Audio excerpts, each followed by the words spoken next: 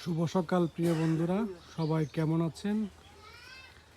এই মুহূর্তে আমরা চলে আসছি গোকর্ণ মোহনপুর চেঙ্গা বাজার। আর এই জায়গাটির নাম হচ্ছে মূলত বটতলি। এখানে মানুষের বেকার সময় কাটে বৈশা বিভিন্ন আলাপ আলোচনা ইত্যাদি নিয়ে মানুষের গপ্পগুজবে দিন কাটে সারাদিন।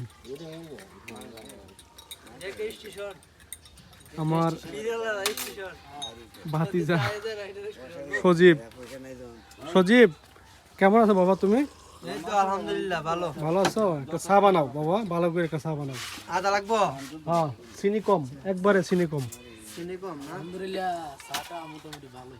হ্যাঁ, বটতলি, জায়গাটার নাম হচ্ছে বটতলি, গোকর্ণ বটতলি মোহনপুর বটতলি না, এটা একটা স্টেশন। স্টেশন। স্টেশন হ্যাঁ, গাড়ির স্টেশন।